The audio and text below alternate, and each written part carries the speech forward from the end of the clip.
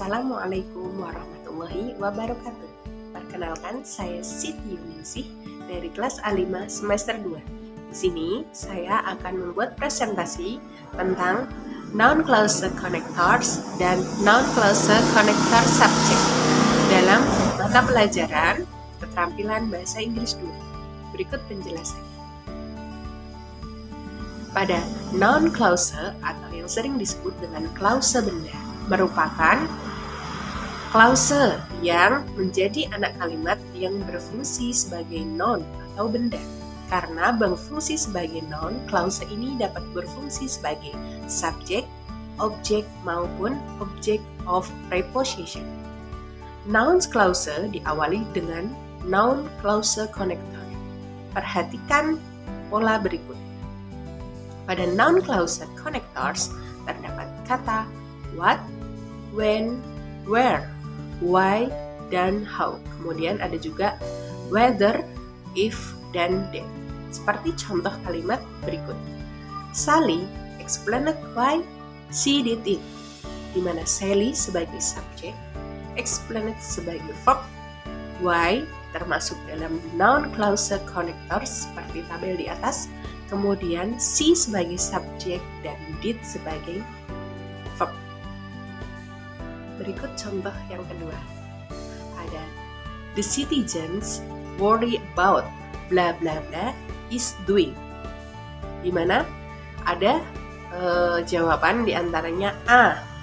What the government, B. The government, C. It, kemudian D. Is what the government. Kita bahas bersama-sama. Yaitu pada contoh di atas, kalimat tersebut telah memiliki induk kalimat berupa subjek, the citizen, serta verb yaitu worry. Bagian kosong yang harus diisi terdapat di antara preposition about dan verb is doing, sehingga dapat disimpulkan setelah kata about merupakan anak kalimat yang berfungsi sebagai noun clause. Agar anak kalimat tersebut lengkap, selain verb is doing, anak kalimat tersebut perlu connector atau subjek pula. Oleh karena itu, jawaban yang tepat adalah A. What the government. Seperti itu.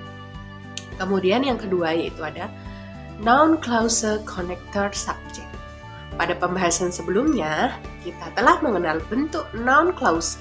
Kali ini kita masih akan membahas noun clause. Hanya saja noun clause pada pembahasan ini memiliki connectors yang dapat sekaligus berfungsi sebagai subjek. Perhatikan contoh berikut. I know what happened yesterday.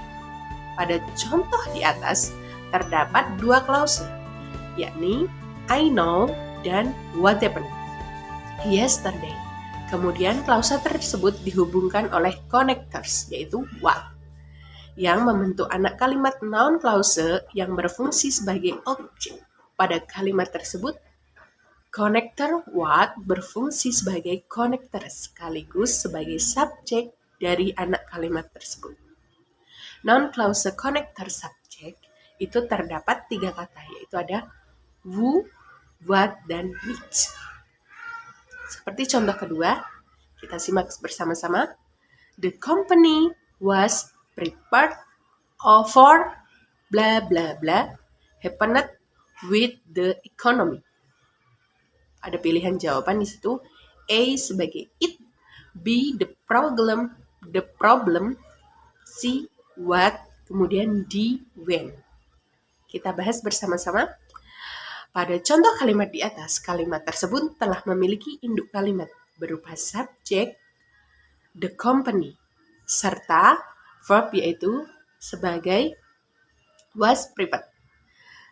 Bagian kosong yang harus diisi dapat di antara preposition for dan verb happened, sehingga dapat disimpulkan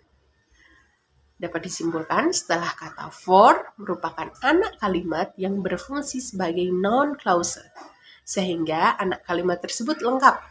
Selain verb is doing, anak kalimat tersebut perlu konektor dan subjek pula. Oleh karena itu, pilihan jawaban yang tepat adalah C, yaitu what.